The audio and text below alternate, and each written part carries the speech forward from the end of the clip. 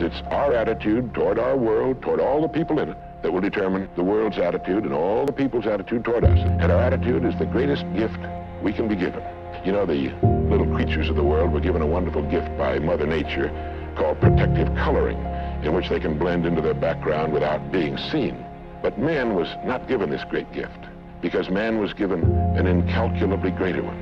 Only man has the godlike power to make his surroundings change to fit him, because his environment will change as he changes.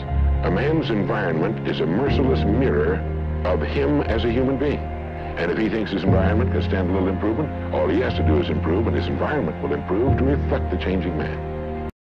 None of us would want to work for a company or invest our money in a company that didn't have a very viable research and development department. That is, pumping a good percentage of its profits back into research and development because its future depends on it. But so does a man's. And you might ask yourself, how much of your own take-home pay have you spent during the past year for materials calculated to make you smarter this year than you were a year before?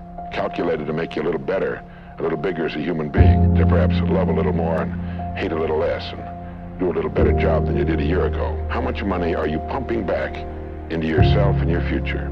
It's worth thinking about. What makes a child grow up into the human being he becomes? Well, this is the reason for that. Of course, he's the confluence of a genetic pool that goes back for thousands and thousands of years. His environment has an influence on him, of course. But what makes him become the person he becomes is that he becomes what he thinks about most of the time. It's as simple as that. We become what we think about most of the time. And that's the strangest secret. This is why thinking is so vital. This is why a goal is so important. Because we will become that. If you find yourself getting depressed and down at the mouth, as we all get once in a while, you might want to remember this quotation by Dean Briggs. He said, "Do your work. Not just your work and no more, but a little more for the lavishing's sake. That little more which is worth all the rest. And if you suffer as you must, and if you doubt as you must, do your work. Put your heart into it, and the sky will clear.